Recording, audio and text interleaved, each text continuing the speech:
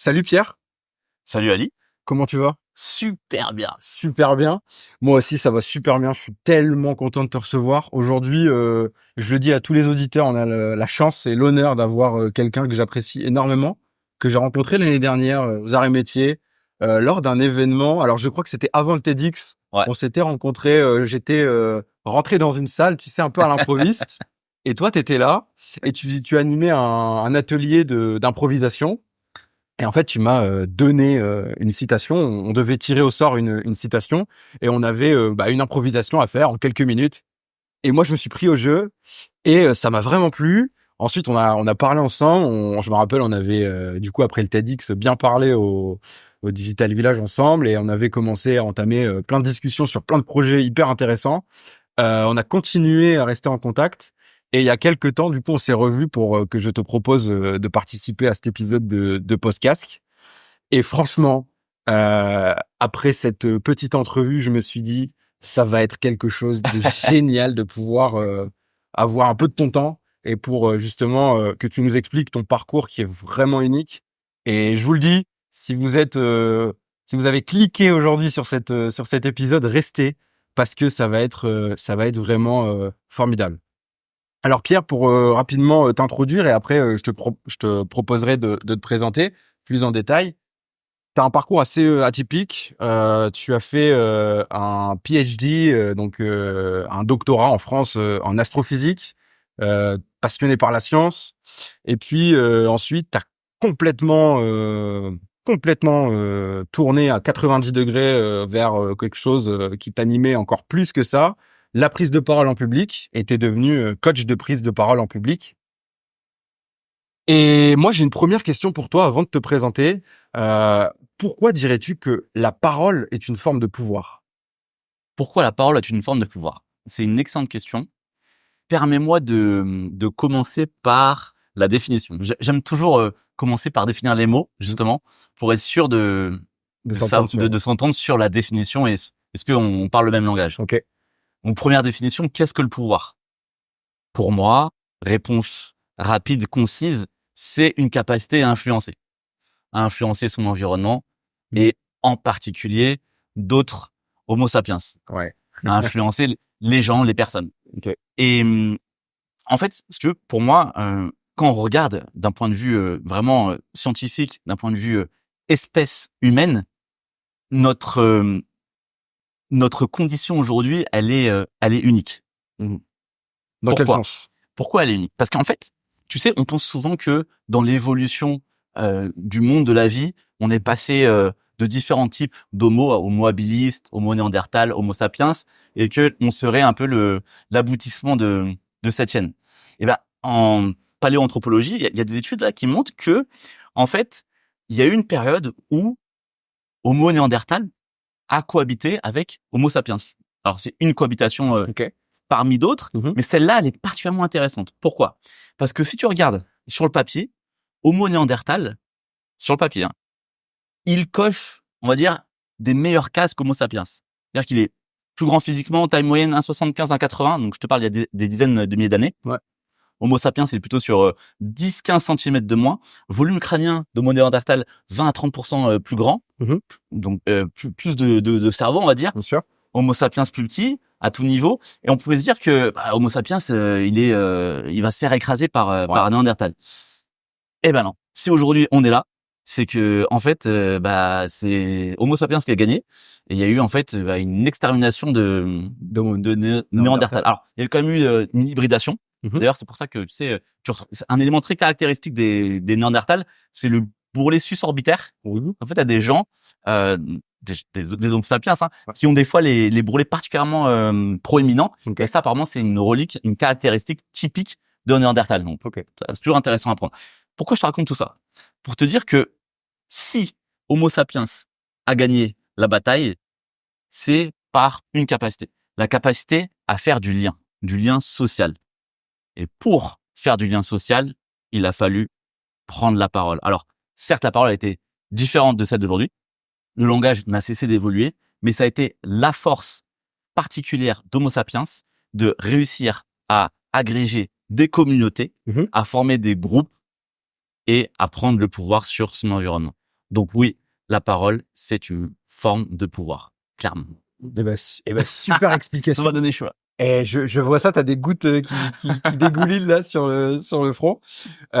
Écoute, franchement, présente ton parcours en quelques petits éléments et pourquoi aujourd'hui t'as accepté de participer au podcast. Ok, tu veux que je me présente de manière générale ou en particulier sur le pro, sur le perso? Je sais que c'est très dur de se présenter parce que on part très vite dans tous les sens, mais je pense que ton pro en fait il est lié à ton perso chez toi et c'est ce qu'on va évoquer aujourd'hui à travers le thème des transclasses.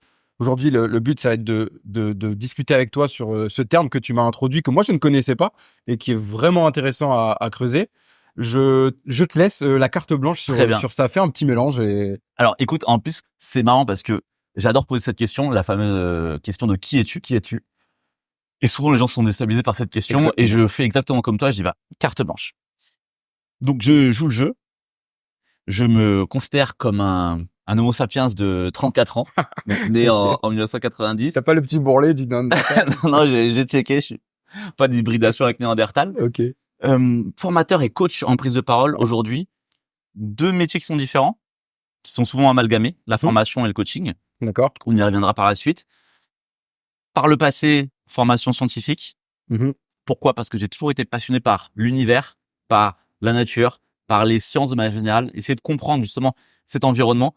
Qu'est-ce qui le régit? Comprendre les lois de la nature, les lois fondamentales. Donc c'est ça qui m'a drivé en fait toute ma vie, enfin en tout cas une grande partie de ma vie. Et j'ai pu arriver justement, comme tu disais, à la recherche, à donc, 3 ans de recherche avec un doctorat en physique des particules, astroparticules. Donc, je dis de manière générale astrophysique pour un peu simplifier, mais c'est vraiment physique des particules et des astroparticules. C'est ça le titre exact. Et ça ne m'a pas convenu, simplement d'un point de vue quotidien, d'un point de vue justement métier. Il me manquait une chose très importante pour moi, la connexion à l'autre, la connexion d'Homo sapiens à Homo sapiens. Et donc petit à petit, je me suis réorienté vers quelque chose qui faisait plus sens pour moi. Et aujourd'hui, je me sens vraiment épanoui, aligné. Comme on dit en théâtre, j'ai trouvé mon X. Tu sais, c'est cette analogie avec la scène où on met des X sur la scène pour placer les acteurs. Tout à fait. Et ben aujourd'hui, j'ai trouvé mon X. Je dis pas qu'il y a qu'un seul X. Je pense qu'il y en a même plusieurs. Il y a pas qu'une seule voix. Souvent, on dit t'as trouvé ta voix. Non, j'ai trouvé une voix. Je m'y épanouis. Je m'éclate et c'est pour ça que je suis là aujourd'hui avec toi, Ali, parce que t'es quelqu'un que j'apprécie. T'es quelqu'un de talentueux. Vraiment, je te le dis. Et quelqu'un qui est brillant intellectuellement, humainement aussi. Et l'intérêt que tu m'as porté m'a touché et j'ai eu envie justement de construire un truc ensemble. Je me suis dit là, il y a deux potentiels qui se rencontrent. Faut faire quelque chose. Donc ravi d'être là et merci de l'honneur que tu me fais.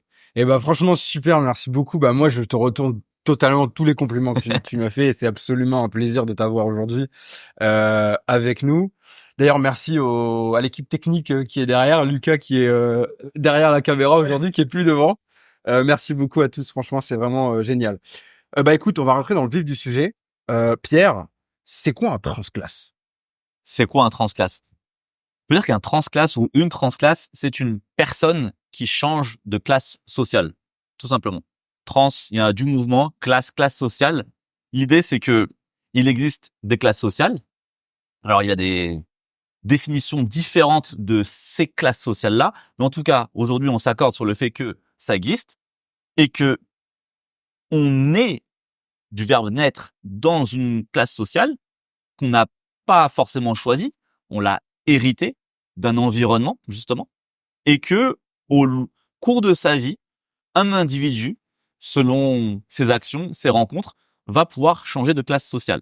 Souvent, on pense au changement vers le haut, donc on imagine la pyramide, donc on s'imagine aller dans une meilleure classe sociale, mais on peut également être un transclasse dans l'autre sens. Donc ça n'impose pas de sens en fait, c'est vraiment... Ça n'impose pas de sens, bien que, de manière générale, quand on aborde cette thématique, les gens préfèrent quand même parler des belles histoires d'évolution vers des classes sociales dites plus élevées ou en tout cas plus intéressantes sur certains aspects. D'accord. Et donc toi, tu m'as imposé, tu m'as pas imposé le sujet du tout, mais je veux dire, tu m'as proposé le sujet suite au fait que moi, de base, l'idée c'était de t'avoir ici pour que tu puisses nous parler de la prise de parole. Ouais. Bon, je l'ai déjà fait quelques fois sur mon podcast. Sur mon podcast, à chaque fois, je fais le petit le petit switch. Mais tu m'as dit non, il faut en fait montrer qu'il y a quelque chose de une sorte de projet fil rouge. Alors oui, la prise de parole en public, elle va servir à quelque chose. Et toi, en particulier, c'est pour toi un moyen de transcender les classes. Alors je sais pas si on peut utiliser le trans pour transcender, mais du moins c'est un moyen de s'élever ou juste de changer de cercles sociaux. Euh, Peut-on vraiment, pour toi, changer de classe sociale? Est-ce que c'est vraiment possible aujourd'hui dans la société dans laquelle on vit, avec tout ce qu'on voit, avec la reproduction sociale qui existe, avec bon, la méritocratie qui est, selon moi, un peu cassée? Peut-on vraiment encore changer de classe sociale? C'est une très bonne question parce que c'est un sujet d'actualité et effectivement, c'est très facile de se biaiser Ouais. sur cette thématique. Si tu es toi-même dans une classe sociale plutôt élevée, Mhm. c'est plus facile de prôner la méritocratie. Lorsque tu viens d'une classe sociale plus basse, tu as quand même d'autres obstacles et c'est plus compliqué de dire que la méritocratie fonctionne parfaitement bien. Tout à fait. Donc, mon avis sur ça, c'est que elle existe, cette possibilité-là, mais elle est limitée et elle est souvent hypertrophiée, exacerbée. On la met sur la table en disant, vous voyez, vous pouvez y arriver. Et souvent, on va prendre un exemple, on va prendre une, deux personnes pour dire, vous avez vu, lui, il a réussi, hein, il démarre de tout en bas. Oui, il a réussi, mais pour combien de candidats en entrée? Tu vois? C'est un peu comme, je fais l'analogie avec le football. Mhm. On a des Messi, on a des Ronaldo, ok? Ouais. Alors on en a un tous les siècles ou même moins. Ouais.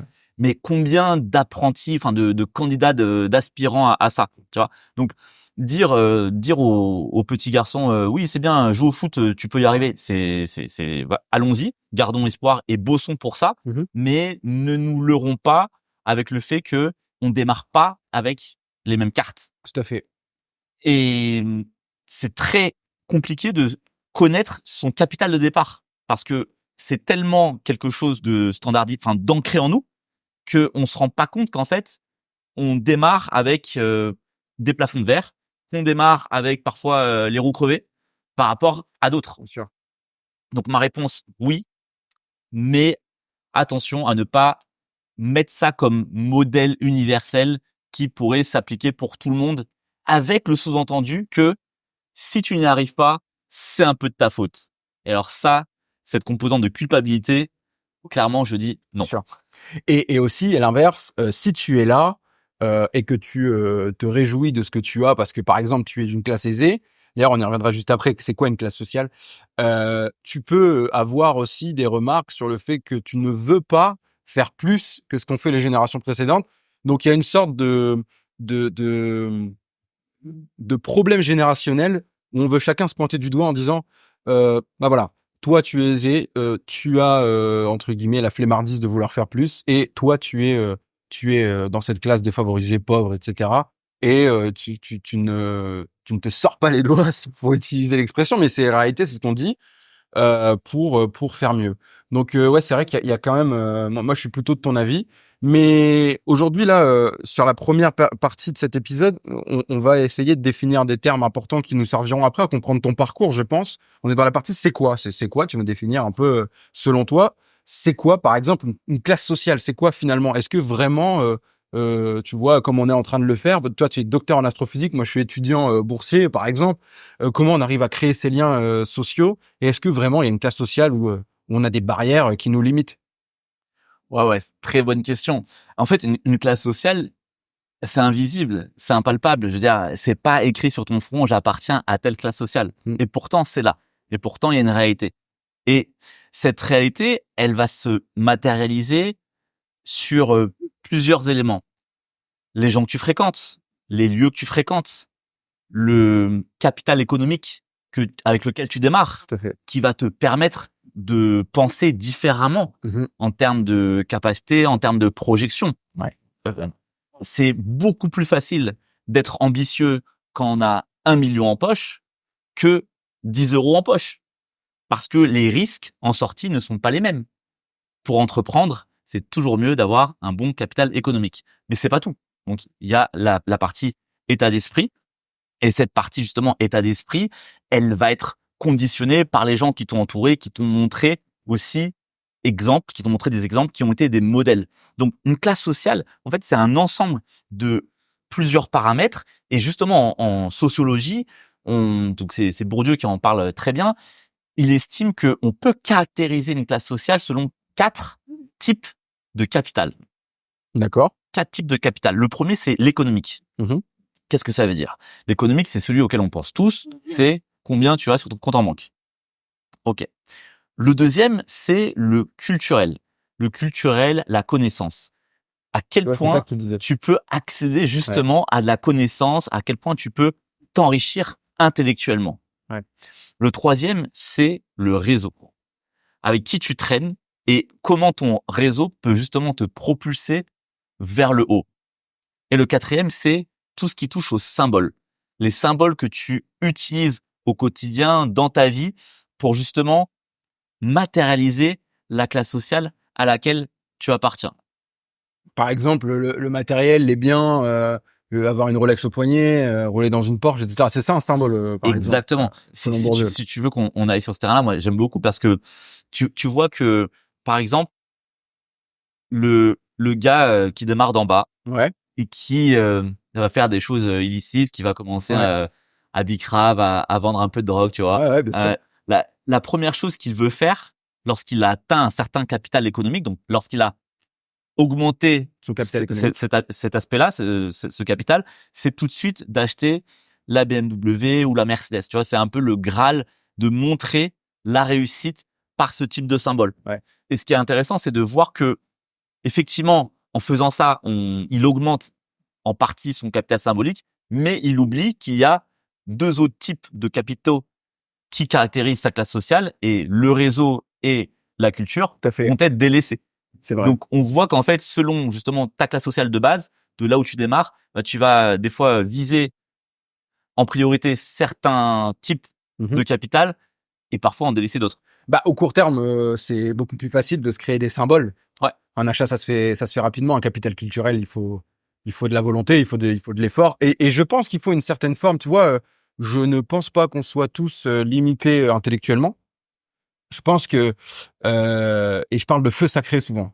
Quand on a ce feu sacré-là, en fait, on est capable d'aller brûler une forêt entière. Par contre, il faut quand même l'avoir en soi pour aller voir des conférences, parler à des gens comme toi qui sont expérimentés dans un domaine, aller poser des questions, aller lire des livres qui nous intéressent pas forcément sur des domaines divers et variés.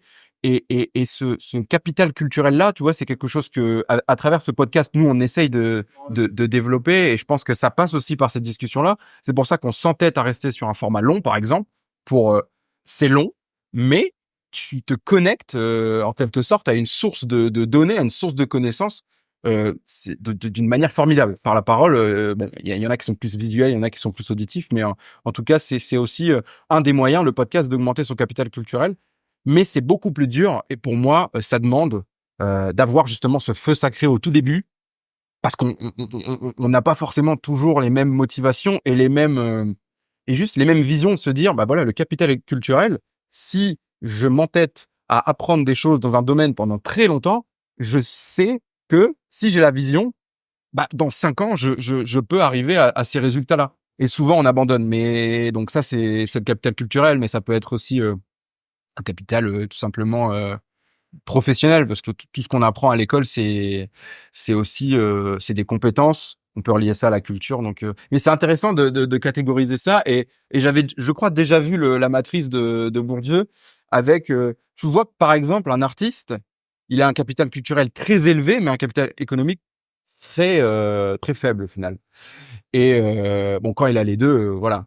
Mais généralement, quand il a les deux, et c'est un peu la pyramide de Maslow, quand tu débutes en tant qu'enfant avec un capital économique important, tu as la case de sécurité qui est déjà cochée. Et donc, en fait, tu vas aller chercher autre chose. Tu vas aller rechercher l'accomplissement de soi. Alors que ça va être le travail créatif ou des fois par l'investissement, etc. Et c'est beaucoup plus facile quand on a quelque chose économiquement viable au début. Donc ça, c'est super intéressant. Et comment en fait toi tu t'es dit sans rentrer dans le pourquoi, on y rentrera après, mais j'ai fait un bac+8 parce que comme moi et certains de mes collègues on idéalise ce fameux bac+8. Pour nous c'est vraiment quelque chose on se dit voilà, si je vais au bac+8 c'est vraiment extraordinaire.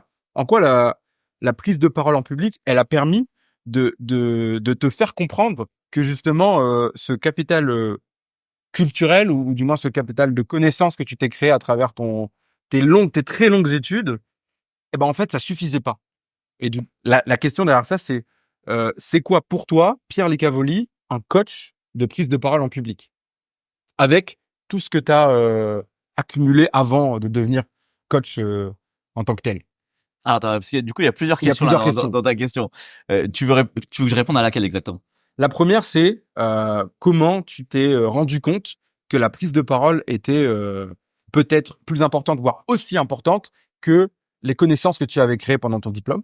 Ok. Et ensuite, que tu définisses brièvement ce qu'est un coach de prise Ok. de parole en public. Donc, l'importance de la prise de parole dans mon parcours et la définition d'un coach / formateur en prise de parole. Mhm.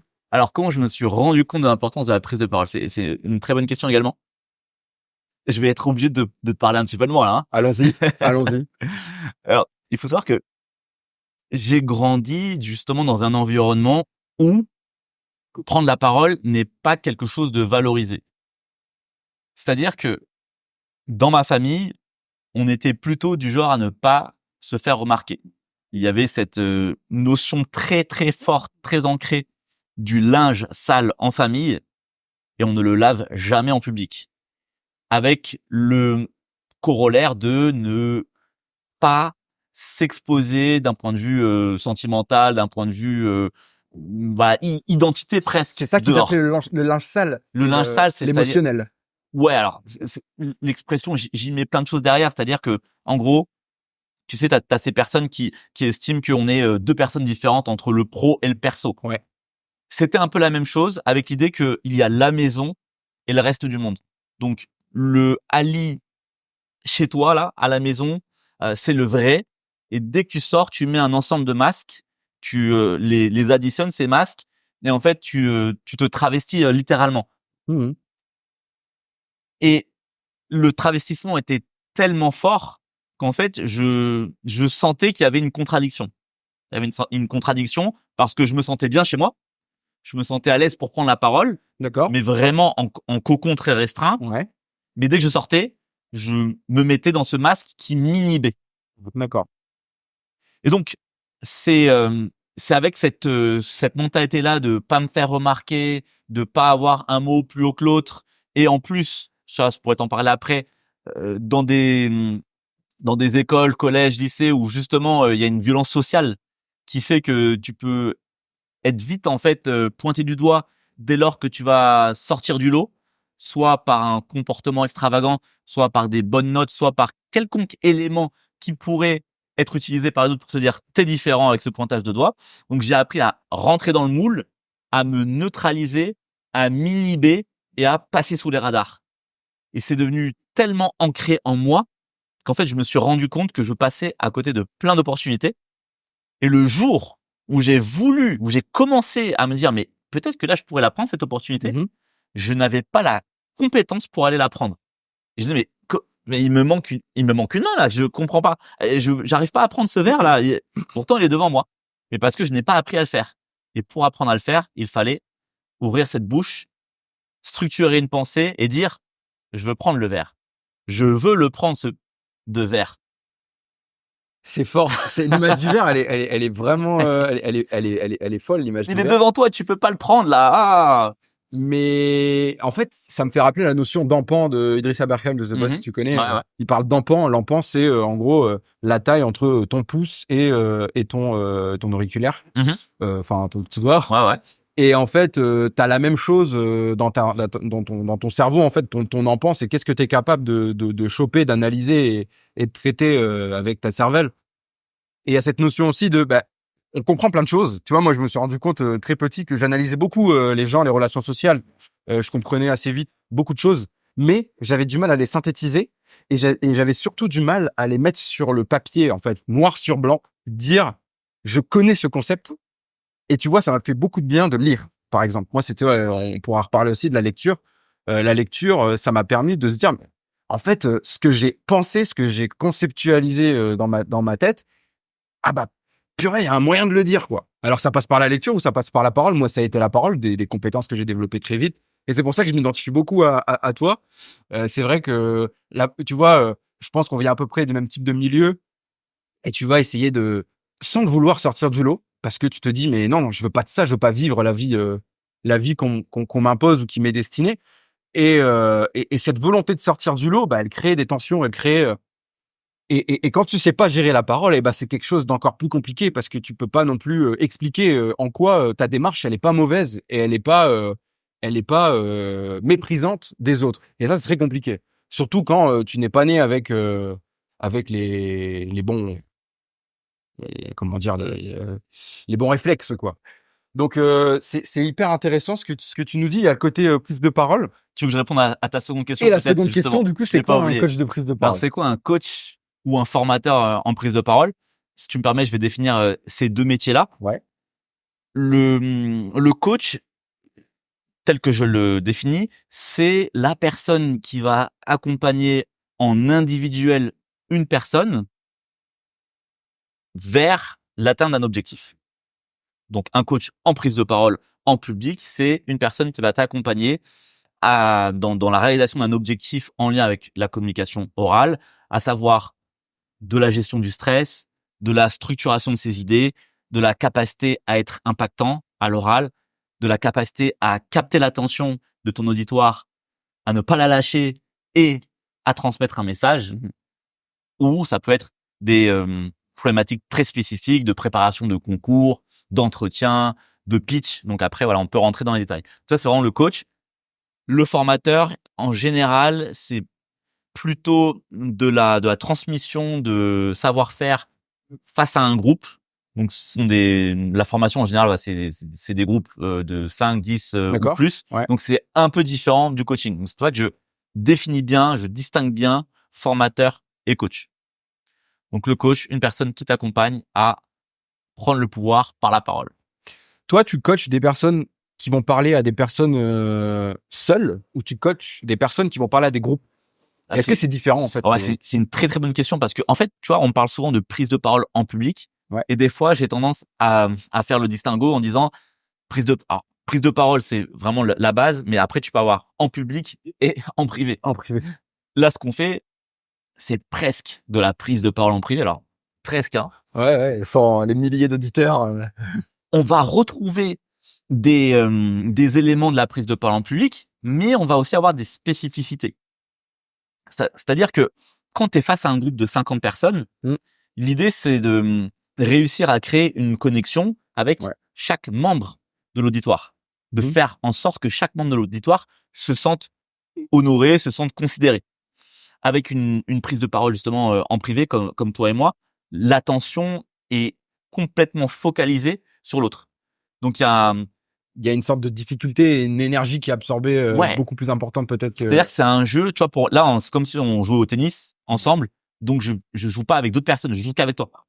C'est-à-dire que là, tu vois, le téléphone sonne, j'ai plein de problèmes dans ma vie, je pense à ce que je vais manger maintenant. On oublie. Là, je suis avec Ali et je suis à 1000% attentif à toi. Pendant ce temps-là, il n'y a que Ali qui est présent dans mon esprit. Et c'est ça qui va être le plus important dans une prise de parole dite en privé. En privé, ouais. De vraiment considérer l'autre, lui donner une vraie écoute active et de réussir à créer une conversation. Et c'est super. Je pense que c'est des vrais codes qu'il faut qu'on apprenne tous. Et je pense qu'aujourd'hui, on est de moins en moins capable de faire ce qu'on est en train de faire, là. Et encore une fois, je le répète, c'est pour ça qu'on insiste sur des formats longs. Et c'est peut-être aussi un moyen pour vous de vous identifier et de vous dire, voilà, une discussion humaine, elle peut être vraiment, moi c'est un plaisir complet là ce qu'on est en train de faire.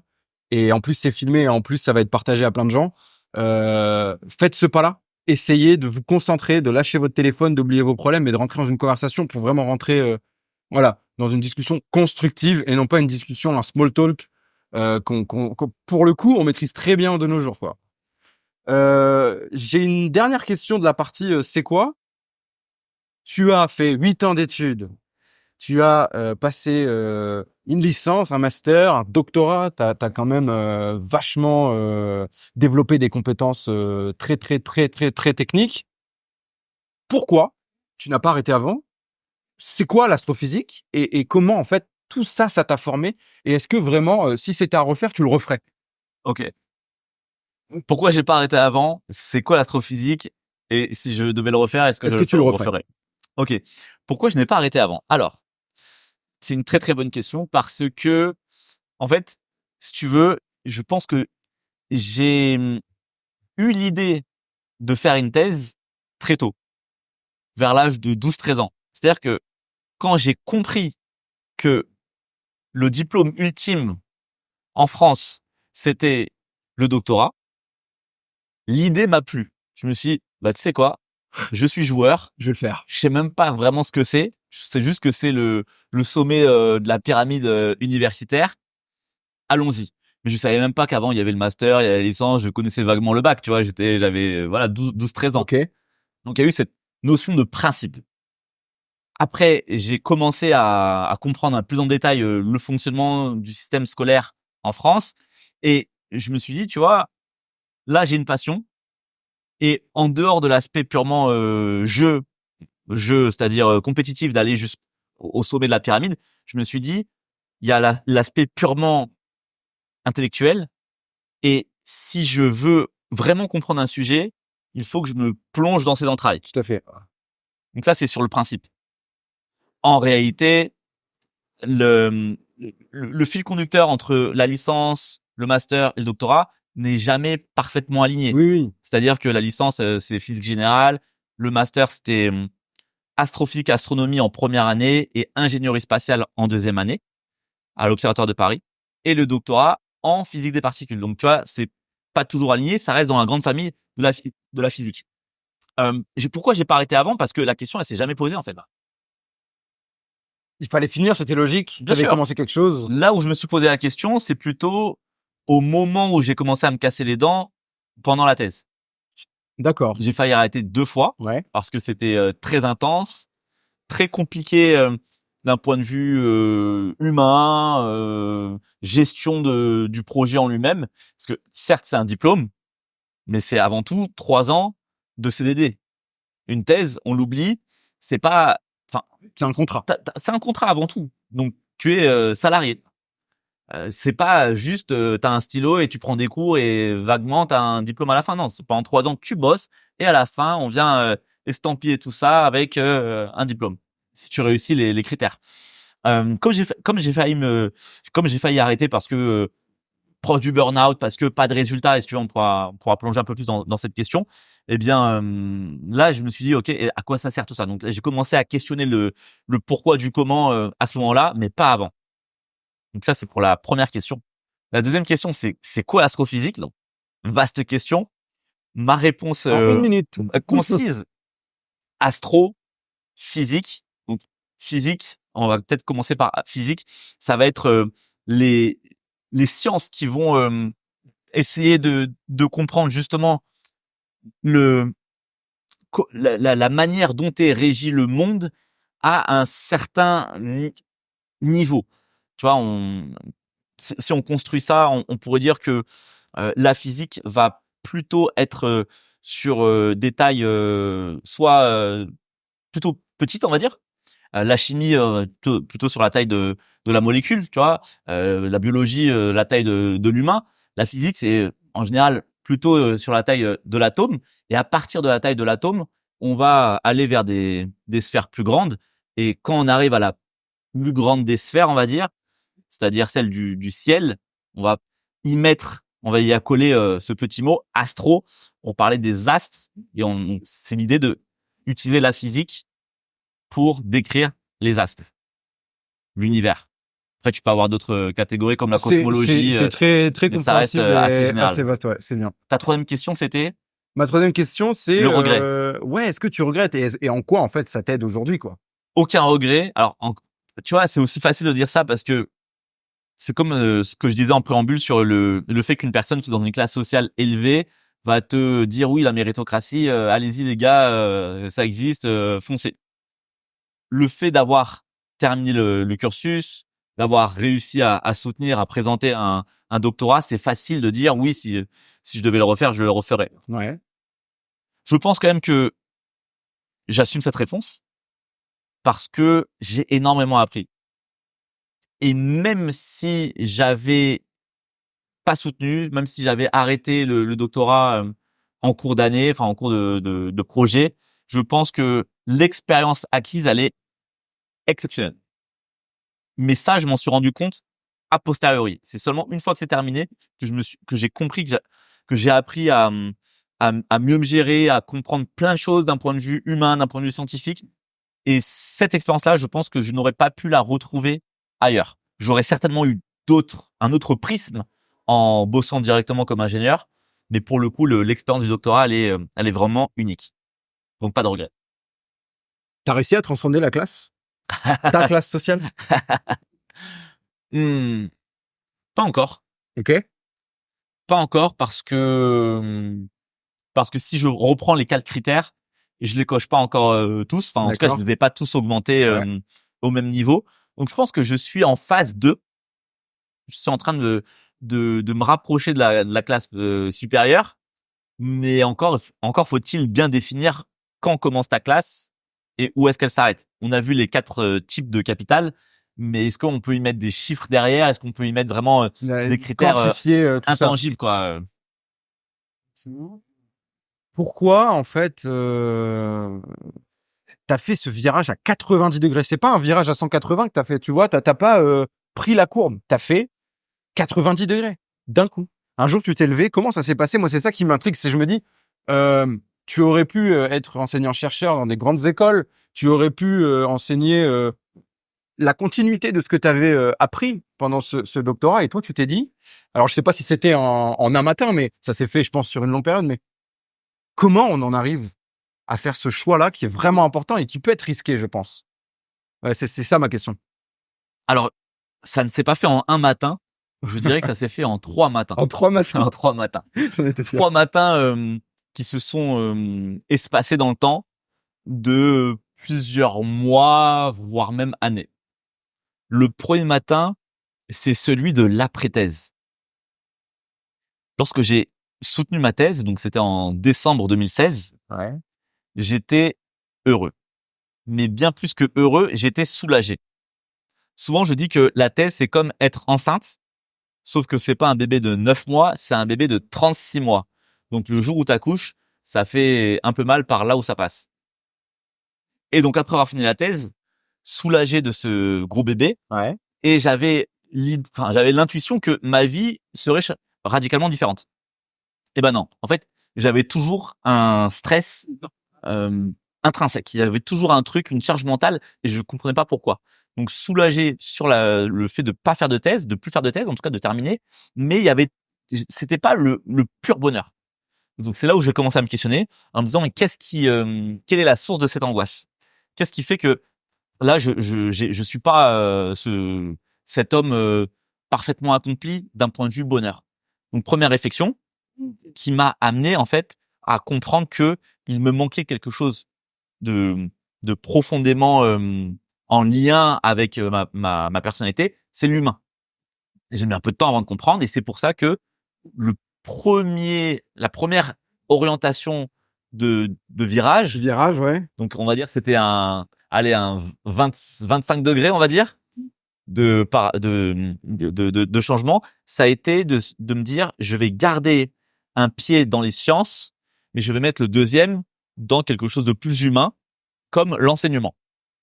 Donc ça me permettait de faire cohabiter les deux mondes. Donc j'ai commencé à bosser comme enseignant de cours particuliers. Donc c'était une première forme d'entrepreneuriat, donc donner des cours de maths, physique à des collégiens, lycéens. J'ai pu étendre cette expérience en étant enseignant remplaçant dans un collège. Donc c'était à Marseille, c'était dans le quartier nord, donc ça a été aussi une très belle expérience humaine. Ouais, humaine. J'ai beaucoup appris en peu de temps. En fait, une heure de cours dans ce collège-là, c'est comme 50 heures de cours dans un autre collège.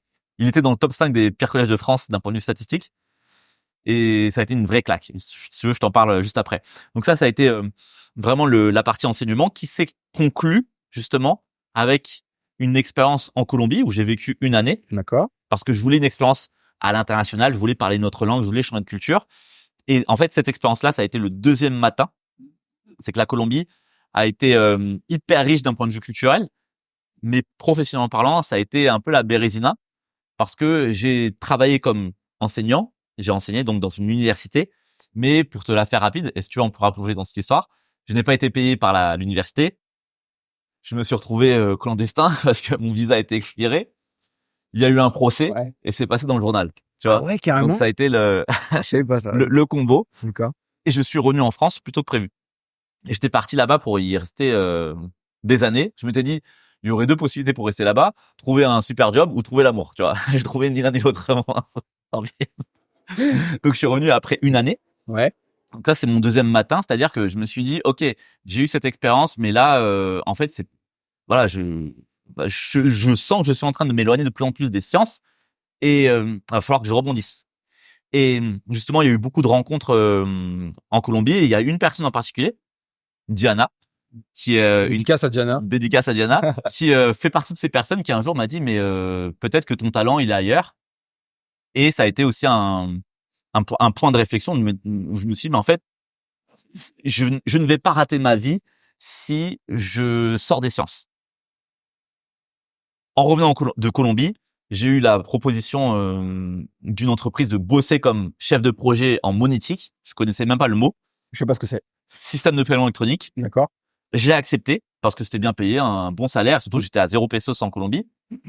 Ça a été très compliqué d'un point de vue culture du travail. Le management que je recevais ne me convenait pas. Donc, je suis pas resté longtemps dans cette boîte. Je suis resté 7 mois. Et en sortant de cette boîte, justement, j'ai eu le troisième matin où je me suis dit, mais qu'est-ce que je veux vraiment faire de ma vie? Vraiment, qu'est-ce que je veux faire de ma vie? Là, j'ai eu cette réflexion de définir mes besoins et je les ai énumérés après 2 mois de réflexion très intense, grâce à des rencontres, grâce à le fait de se faire challenger, le fait de dire aux gens, dis-moi ce que je veux pas entendre, dans quoi tu me vois pas, et de vraiment ne pas avoir peur de se confronter. Ouais, je vois. Sortir la tête comme l'autruche de la terre. Ah, complètement. Et premier besoin, c'était qui est sorti, c'est celui d'être indépendant. Je me suis dit, j'ai pas envie d'avoir quelqu'un qui fasse la pluie et le beau temps en fait, d'un point de vue humeur sur moi. Donc être indépendant. Deuxième point, c'est faire quelque chose qui soit fait par moi-même. C'est mon style, ma patte, un truc où je peux un peu innover. Je peux vraiment prendre un process en main. Ouais. Et le troisième besoin, c'est celui du sens. Qu'est-ce qui fait sens en fait? Pardon. Est-ce qu'il y a une activité qui fait sens pour moi? Et ça, c'est peut-être le plus compliqué des besoins. Et j'ai reformulé ce besoin-là de différentes manières en posant la question. Bah, ça veut dire quoi avoir du sens? Avoir du sens, ça veut dire impacter les gens. Impacter les gens, ça veut dire quoi? Ça veut dire trouver un talent dans lequel je peux justement influencer, prendre le pouvoir.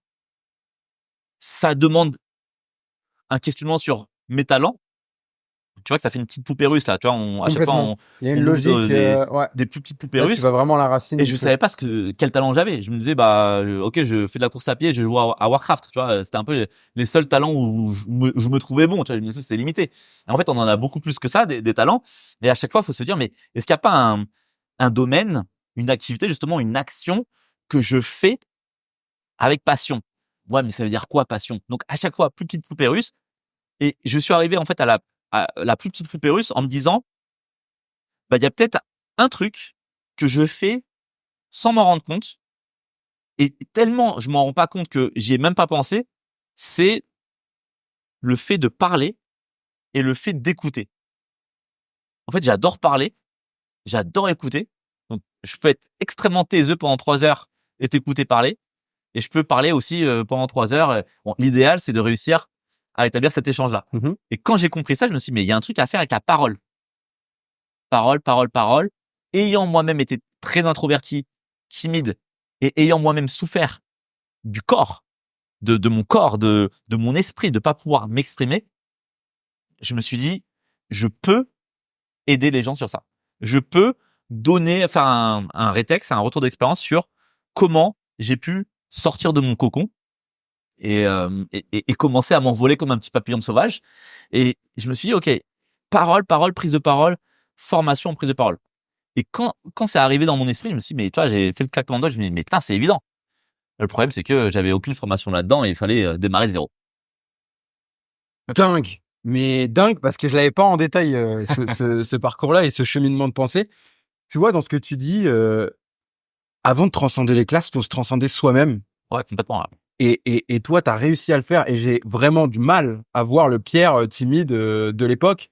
Et franchement, ce que tu as fait, c'est une transformation à la Captain America quand il rentre dans le truc. Non, mais vraiment, c'est hallucinant. Merci Ali. Qu'est-ce que la prise de parole, sans parler de ton métier, qu'est-ce qu'elle t'a apporté en fait? Qu'est-ce qu'elle a créé en toi, personnellement? Qu'est-ce qu'elle m'a apporté la prise de parole? Elle m'a apporté, je crois, avant tout de la confiance en soi. Le fait de constater qu'en fait, je peux prendre ma place dans le groupe. Je crois que cette approche-là est essentielle pour moi.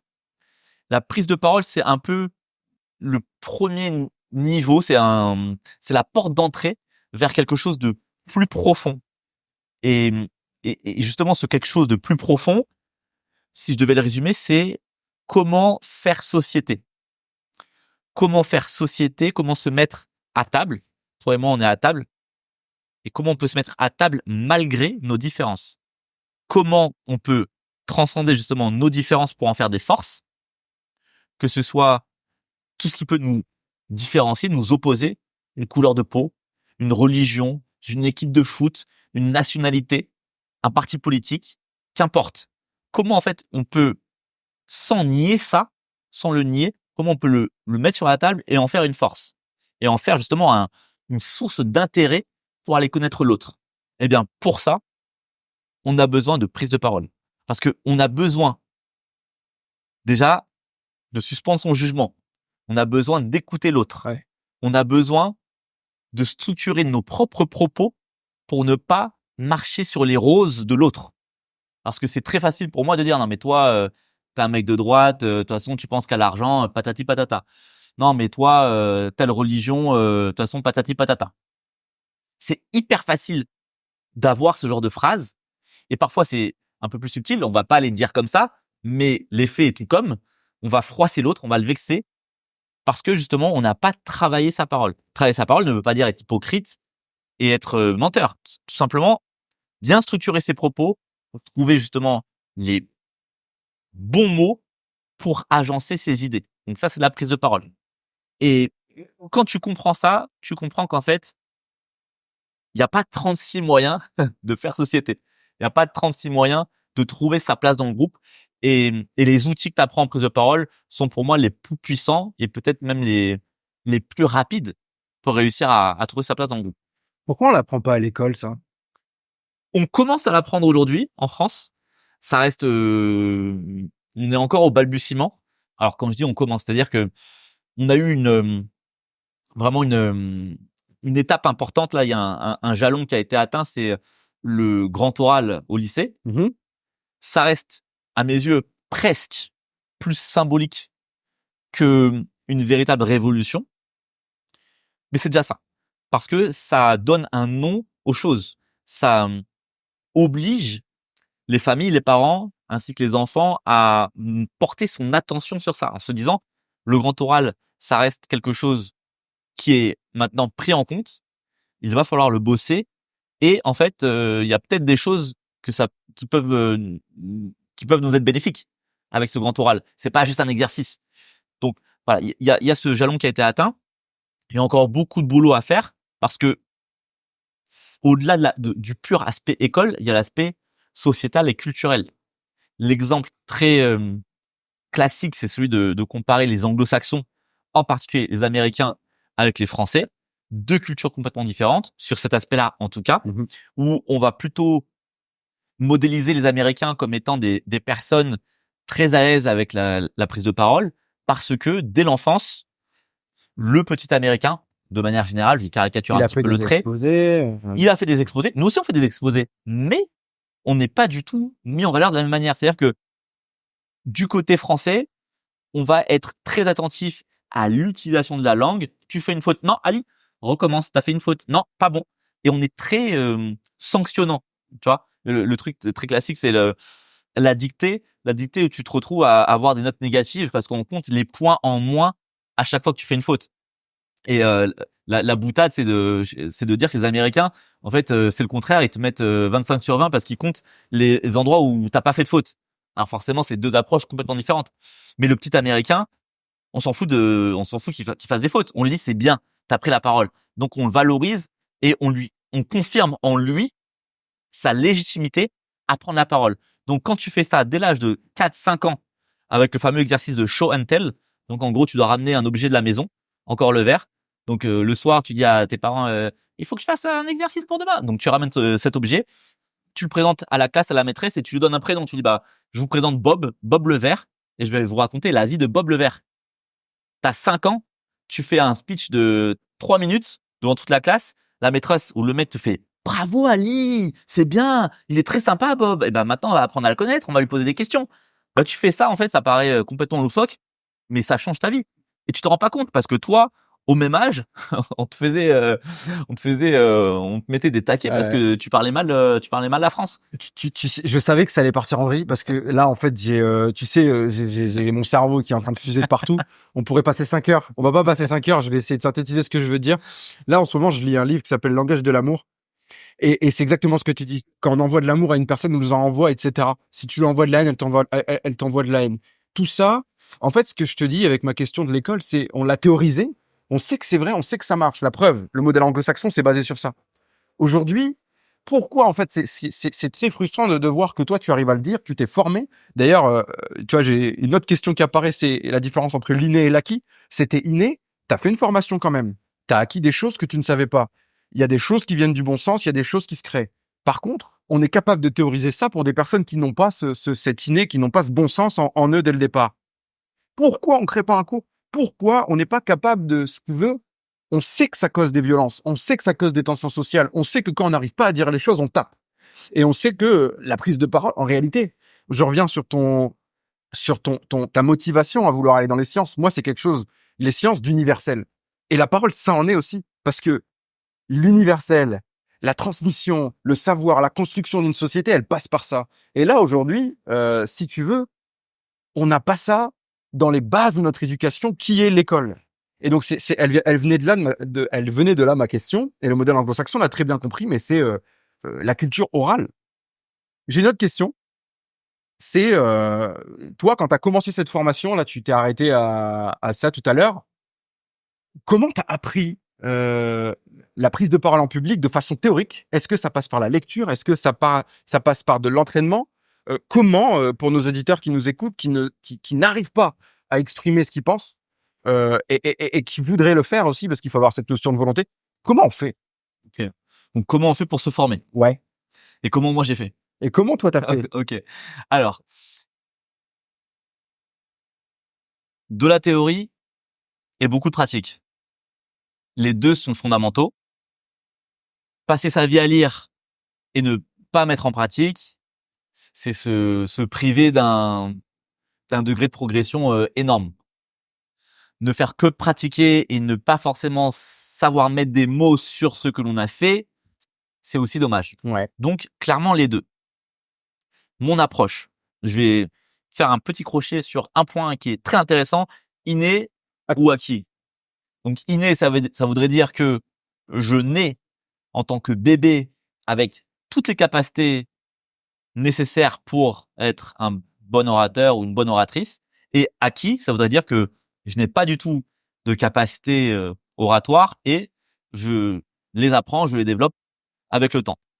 Ma réponse, en fait, elle va être un peu court-circuitante dans le sens où soit c'est inné, mais dans ce cas-là, pour moi, c'est inné pour tout le monde, soit c'est inné pour personne. Si on affine un peu, qu'est-ce que ça veut dire? C'est-à-dire que si on estime que c'est inné, je ne pense pas qu'il y ait des gens qui soient nés avec les briques génétiques pour mieux parler que d'autres. Je ne pense pas qu'il y ait un gène dans notre ADN d'orateur. Je ne crois pas. Ok. Par contre, on a des gènes qui codent le développement de la langue, de tes yeux, de tes oreilles et de tout ce qui va être utile pour parler. Excepté quelqu'un qui naîtrait avec un handicap, une différence sur les composantes fondamentales de la parole, et que c'était ces cas spécifiques, eh bien, tout le monde peut parler. Donc, une fois qu'on a dit ça, qu'est-ce qu'on a dit? Je pense que on peut tous devenir une excellente oratrice et un excellent orateur, mais pour cela, il va falloir apprendre à désapprendre. Il va falloir déconstruire la chape de plomb que l'on construit sur nous ou que l'on hérite et qui devient invisible avec le temps. Et il est là le problème. C'est qu'en fait, quand tu nais dans une famille, dans un environnement, justement, on te fait comprendre que là, tu prends trop de place, tais-toi, tu parles trop fort, rentre dans le moule. Il y a du bon parce que tu vas apprendre à inhiber tes pulsions, tu vas apprendre à rentrer dans le moule, mais là où il y a du mauvais, c'est que tu rentres tellement dans le moule que tu peux plus en sortir. Et que prendre la parole, c'est à un moment donné, être capable de sortir du moule, prendre la parole en public, c'est de sortir du moule et de dire « Hey, j'existe !» Et pendant ce temps-là, qui va durer 1 minute, 2 minutes, 20 minutes, 1 heure, le temps d'un discours, le temps d'une prise de parole, il va falloir que tu assumes le fait de sortir complètement du lot. Mais quand tu passes toute ta vie à ne pas sortir du lot, le jour où tu dois le faire, c'est très compliqué. Donc, première étape, comprendre nos obstacles, comprendre tout ce qui nous empêche d'exploiter notre plein potentiel. Et là, il y a un travail vraiment de développement personnel, de comprendre les injonctions, les scripts qui nous ont conditionnés dès l'enfance, par la famille, les amis, l'environnement, l'école en grande partie, malheureusement, qui ont fait que aujourd'hui, on se retrouve bloqué dans notre corps et dans notre cerveau. Ça, c'est le premier point. Le deuxième point, pour aller dans ton sens, c'est la lecture. Jusqu'à l'âge de 23 ans, je lisais très peu. Et pourtant, mes parents m'ont poussé à lire, mais je faisais un refus. Et c'est seulement vers 22-23 ans que je me suis mis à lire énormément et à rattraper le retard. Et je me suis rendu compte que lire m'a permis de mieux parler, mieux penser, parce qu'à force de répéter mentalement des phrases dans un bon français, tu travailles en fait tes appuis mentaux, tu travailles des structures, de la syntaxe qui deviennent naturelles. Et donc tu auto-corriges ta manière de parler par la lecture. Donc ça, c'est le premier conseil que je donne à tous ceux qui ont du mal à maîtriser la langue, c'est lisez des livres qui vous plaisent, que ce soit de la littérature française, des romans ou personnellement, je préfère les livres scientifiques qui m'apprennent des trucs. Et vous allez naturellement travailler votre prise de parole, enfin en tout cas une composante de la prise de parole, le vocabulaire. sans le savoir. Le vocabulaire. Tout à fait. Là, tu sais, l'exemple que je prends, Ali, c'est le matin, tu te lèves et tu ouvres ta garde-robe. Admettons que tu as une garde-robe. Et là, dans ton armoire, dans ta garde-robe, tu as des chemises, des t-shirts, des pantalons de plein de couleurs différentes, de styles différents. Ça, c'est à l'image de ton vocabulaire et de tes éléments d'orateur. Si quand tu ouvres la garde-robe, tu as pléthore de choix et que tu te dis, tiens, aujourd'hui, je vais mettre une chemise couleur parme. Mais parce que je veux celle-là. J'ai une idée, une intention. Tu vas pouvoir prendre cette chemise parce qu'elle est à disposition. Mais si tu ouvres ta garde-robe et qu'en fait, il y a que 2 t-shirts blancs, tu vas pas pouvoir prendre de chemise ou de t-shirt noir ou de trucs. Et en fait, tu te rends même pas compte. Mais là, t'es limité par le matériel. Et justement, lire des livres, faire des formations, c'est augmenter ce matériel, augmenter sa diversité et c'est avoir le choix. Le pouvoir, c'est aussi avoir des options, c'est pouvoir choisir. Elle a duré combien de temps ta formation? Alors, la formation, tu parles de quelle formation? La formation de coaching pour devenir coach de prise de parole. Alors, T'as passé une formation? ouais, c'est une formation de 7 mois. Ok. Je vais être très sincère avec toi, c'est pas ça qui a fait, qui m'a donné toutes mes capacités, clairement. Justement, et ça va me permet de boucler les deux questions. Les points les plus importants de ma formation sont ma vie en général, tout ce que j'ai pu faire en termes d'exposé, en termes de prise de parole dans la rue, dans le métro. Dans le métro, j'ai vu, ouais. Ouais. Allez voir sa chaîne YouTube, Pierre Licavoli. On vous mettra en description. Ben ça a été ce sont des périodes, des moments où je me suis challengé, où justement je me suis dit comment je peux péter ce plafond de verre. Donc aller parler à des gens dans la rue, aller faire des choses complètement loufoques, mais qui en finalité te permettent de te dire je l'ai fait. Et il y a rien de plus puissant que de se convaincre soi-même. Parce que la méthode Coué de dire juste je vais y arriver, je vais y arriver, sans appui derrière, sans preuve, moi ça marche pas. Ça marche pas. Pour certains, ça peut, mais moi, il me faut du concret. Il me faut il me faut une preuve où je me dis, je me mens pas moi-même. Donc ça, c'est le premier point, c'est tous les challenges que j'ai pu faire dans ma vie personnelle. La deuxième formation, le deuxième point, on va dire, de ma formation générale, c'est Toastmasters. Toastmasters, c'est une association américaine qui a exactement 100 ans d'existence cette année, qui existe dans le monde entier et qui est composée, en fait, de clubs de prise de parole. Sur Paris, on a une vingtaine. En France, dans chaque grande ville, il y a au moins 1 ou 2 clubs. À Marseille, à Toulouse, presque n'importe où, tu peux trouver au moins un club de Toastmasters et tu vas pouvoir accéder à des réunions chaque mois. Donc, c'est 2 réunions par mois chaque réunion dure 2 heures. Ok. Et tu vas travailler différents aspects de la prise de parole. L'improvisation, le discours préparé et le feedback. La capacité à donner un retour technique, point fort, point d'amélioration à quelqu'un. Ça a été une extraordinaire expérience. J'ai découvert Toastmasters il y a 11 ans maintenant, en 2013. D'accord. Et ça a été c'est un élément très important dans ma formation. Le troisième jalon, le troisième élément, c'est le théâtre. Ouais. Donc, je me suis formé au cours Florent. Ok, super. Formation exceptionnelle. Ça a duré 1 an. Donc, le cursus, il est en 3 ans. Et je me suis dit que j'avais pas le temps de faire les 3 ans. Je voulais me former le plus vite possible. Et donc, j'ai essayé de faire 3 ans en 1. Et donc, en fait, en gros, quand tu vas au cours Florent, tu as accès à 9 heures de cours. C'est juste pour donner un ordre de grandeur. Tu as 9 heures de cours, donc 3 fois 3 cours par semaine. 9 heures de cours par semaine. Je me suis dit, 9 heures de cours, c'est pas assez. Donc, j'ai rajouté, en fait, 2 autres classes. Et donc, je me suis retrouvé, en fait, à avoir 27 heures de cours, plus des options de diction, d'improvisation, de travail vocal. Donc, en gros, j'étais à peu près 30-35 heures de théâtre par semaine, sans compter le travail hors scène, du texte, de la répétition avec les collègues. Donc, en gros, du lundi au dimanche, pendant une année, full théâtre, du Shakespeare, du Molière. Ça a refait ma culture. Et surtout, ça m'a permis de travailler comme jamais la partie scénique, la partie corps. Souvent, les personnes disent, ouais, mais la prise de parole, c'est pas du théâtre. Oui, mais tu peux réutiliser des éléments du théâtre Oui, c'est ça. pour les canaliser. Tout à fait. Et donc, le quatrième et dernier élément de ma formation, c'est celle du coaching, celle de coach.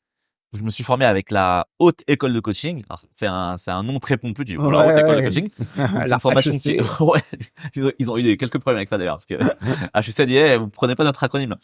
Et en fait, c'est une formation de 7 mois où justement tu apprends vraiment la méthodologie du coach. C'est la maïeutique socratique, c'est-à-dire faire accoucher les esprits, comme Socrate, par le questionnement. Oui, ça je connais, ouais. Donc ça a été une super formation pour cet aspect-là. Mais si je n'avais eu que ça, non, ça aurait été trop limité. C'est vraiment cet ensemble de compétences qui font qu'aujourd'hui, je me sens à la fois un bon formateur et un bon coach. Pierre, je vais te poser une question déstabilisante. Vas-y. C'est quoi ta définition de la réussite? En quelques mots. En quelques mots. Je pense que cette question-là, elle appartient à chacun. Chaque personne y mettra des mots différents. Et pour y répondre, il est fondamental de définir ses critères. Mes critères. Donc, de manière très personnelle, la réussite, pour moi, c'est me sentir en phase avec mes valeurs. C'est le premier point. Donc, ça implique de connaître ses valeurs et de questionner en permanence, est-ce que ce que je fais là, C'est en raccord avec mes valeurs. C'est en raccord. Donc, être en phase avec ses valeurs, me sentir valorisé par mon travail, par l'influence que je peux avoir. Et ça, c'est le feedback des apprenants qui me permet de savoir si oui ou non on est bon ou pas. Et c'est pour ça qu'à chaque formation, je demande le feedback des gens et je leur dis n'hésitez pas à me critiquer, allez-y. Et le troisième point de manière peut-être plus concret, c'est le projet de fonder une famille. D'accord. Donc Ouais. le jour où je fonde une famille et que j'arrive à garder les 2 premiers éléments, je pense que je considérerais que j'ai réussi ou que je réussis parce Donc, que c'est une continuité. t'as pas encore réussi, Pas encore, mais t'es en bonne voie. j'espère. Et c'est quoi aujourd'hui ton plus grand bonheur dans la vie? Tu te lèves le matin pour c'est quoi ton bonheur? Comment tu te définirais? Actuellement, je mets toute mon attention sur le métier en lui-même, le fait de le développer et d'entreprendre. Je fais la distinction entre le métier de formateur et le métier d'entrepreneur. Je découvre l'entrepreneuriat au sens noble du terme, tout ce que ça implique, et je me rends compte que je n'ai peut-être pas envie de n'être qu'un formateur, entre guillemets, de me réduire à la formation. Je pense que ce qui est en train de m'animer aujourd'hui, ce qui vraiment me donne du feu sacré, c'est le développement en fait de mon activité à plus grande échelle. Ok. Pour le dire en termes un peu Startup Nation, c'est de scaler Ouais, et complètement. de faire en sorte que mes compétences puissent être déployées à plus haut niveau et puissent toucher plus de personnes, aider plus de gens et avoir plus de feedback, savoir que on est raccord, on est raccord, c'est-à-dire on apporte vraiment de la valeur aux gens. C'est quelque chose qui Ah, me tu l'as qui m'anime. dit, moi c'est ma définition d'entrepreneuriat, c'est proposer une vision pour créer de la valeur. Et aujourd'hui, tu me dis tu veux scaler, mais t'es tout seul, t'as 24 heures dans une journée, tu veux scaler, c'est-à-dire reproduire la création de valeur que t'as générée. Comment tu fais? Certaines personnes qui me connaissent diraient que je ne fais que bosser.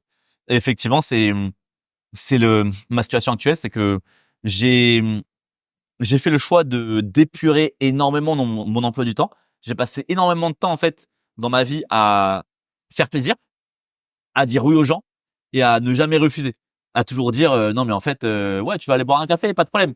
Sauf qu'en fait quand tu dis oui à tous les gens qui disent on va boire un café, tu te retrouves en fait à avoir un emploi du temps que tu remplis, mais à la fin t'as pas avancé sur ton projet. Oui, Mais parce que j'ai ce script de me dire ah non mais j'ai pas envie de froisser les gens et puis on exactement. m'honore en me disant d'aller prendre un café ou aller manger, bah, ça m'a demandé une réflexion, une vraie un vrai positionnement en me disant mais Je veux faire les sacrifices. ouais et ouais en fait je vais peut-être déplaire à certaines personnes, mais il faut qu'avant tout je me plaise à moi-même et que je fasse à rouler ma bosse, tu vois.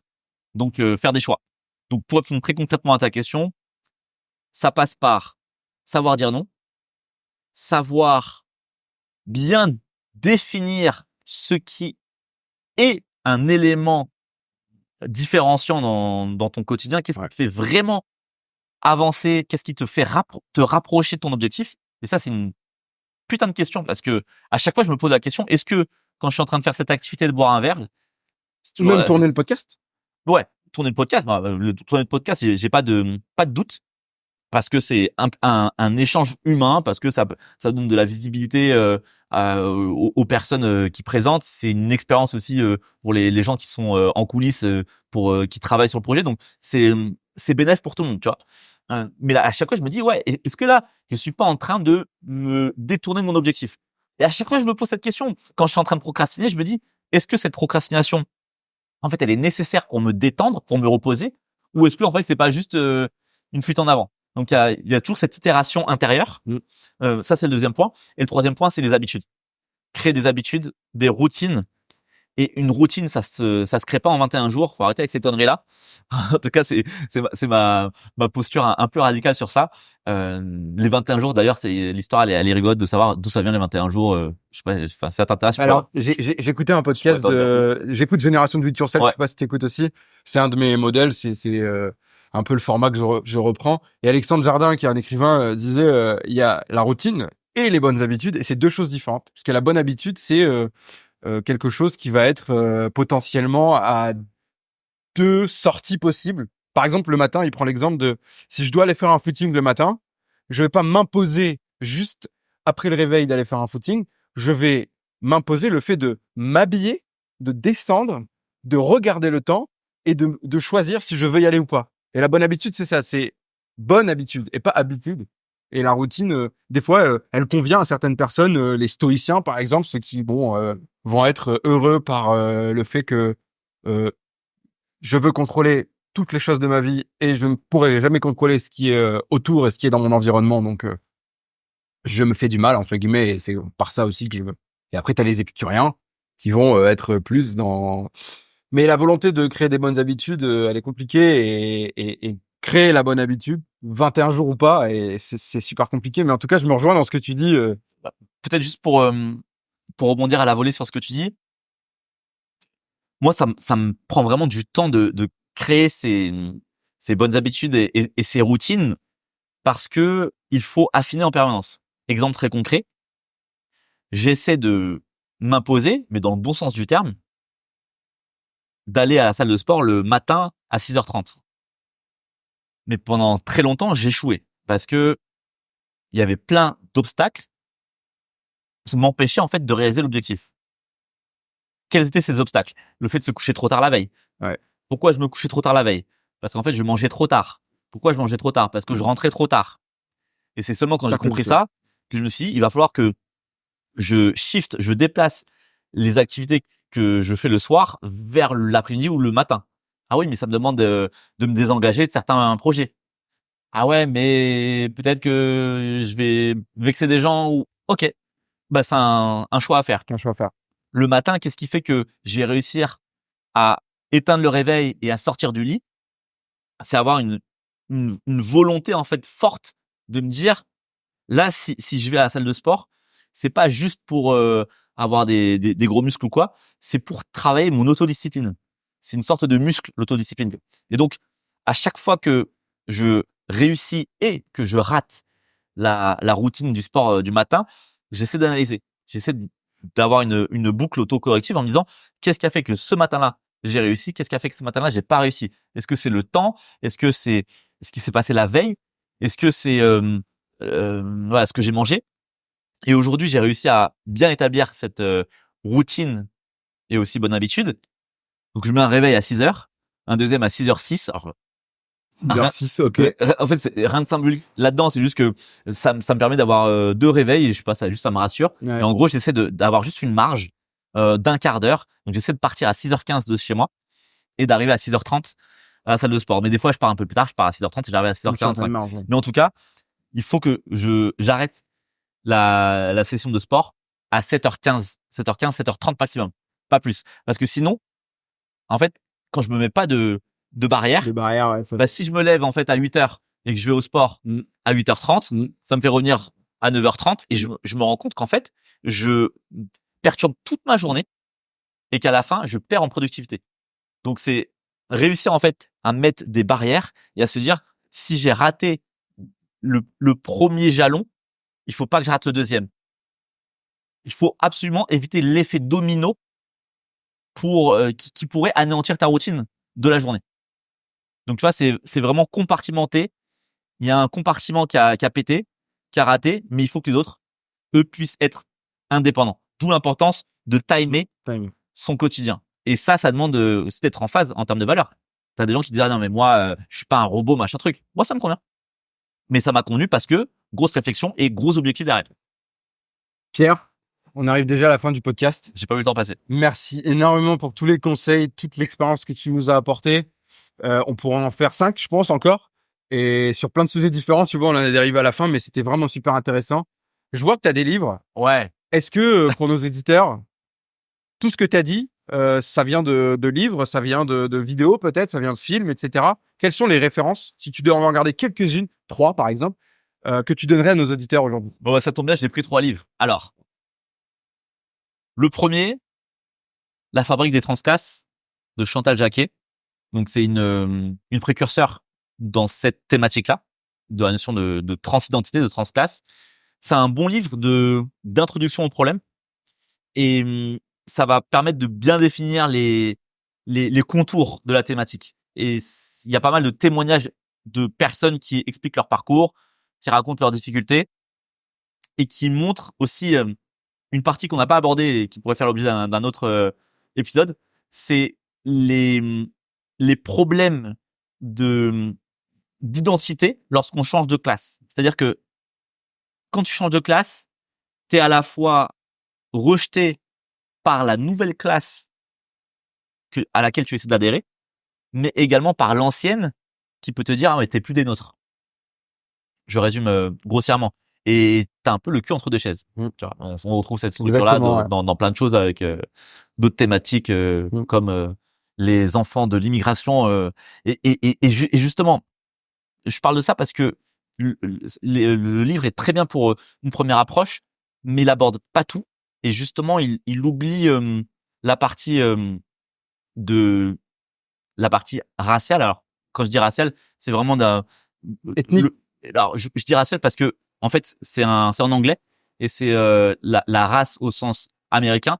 Évidemment que il n'y a qu'une race et c'est pas du tout un terme qu'on utilise en francophonie, mais en tout cas, voilà, je le réutilise par rapport à cette notion américaine et je t'en parle parce que il y a des réalités qui vont être différentes selon justement la couleur de peau ou le groupe ethnique, ou même la religion que tu as, parce que à classe sociale égale, on va pas avoir les mêmes obstacles, on va pas avoir les mêmes difficultés.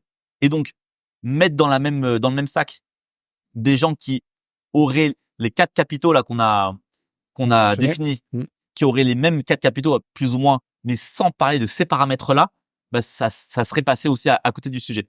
Et donc deuxième livre en anglais. Alors, il n'y a pas de traduction, mais je vous encourage en tout cas à vous renseigner dessus. White Fragility, c'est donc fragilité blanche. Et le sous-titre, c'est pourquoi il est aussi difficile pour les personnes blanches de parler de racisme. Et ça a été un livre assez piquant.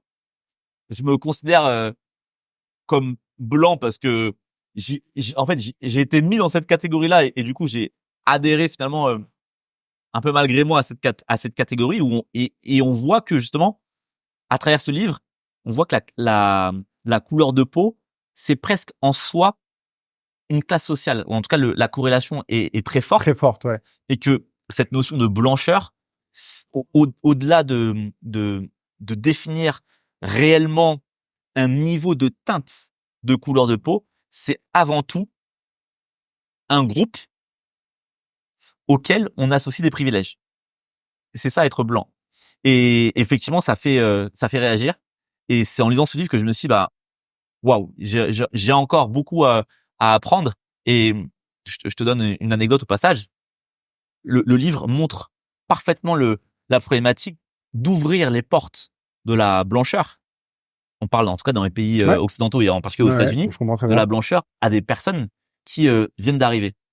Il y a encore quelques années, enfin au siècle dernier, aux États-Unis, on se demandait si les Italiens étaient blancs. Aujourd'hui, on se dirait, bah, bien sûr qu'ils sont blancs. Sauf qu'à l'époque, en fait, les Italiens représentaient une vague d'immigration très forte. Ouais. Et que il y avait donc le bouc émissaire de les Italiens nous volent le travail. Est-ce que ce sont vraiment des blancs? Si ce sont des blancs, dans ce cas-là, ils devraient avoir les mêmes privilèges que la classe dominante. Si ce sont pas des blancs, ça va être beaucoup plus facile de les minorer ou en tout cas de les discriminer in fine. Et il y a eu la question qui s'est posée aussi pour les Polonais, figure-toi. Tout à fait, ouais. Je me disais que justement, les Polonais, on peut pas faire plus blanc que les Polonais en Europe. Les gens des pays de l'Est en général. Ben voilà, aux États-Unis, la question s'est posée. Aujourd'hui, elle se pose plus la question. Ok. Donc tu vois, aujourd'hui, on pourrait se dire aussi, pas, par exemple, avec les personnes arabes, est-ce que les personnes arabes en fait, elles sont considérées comme blanches ou pas? Oui.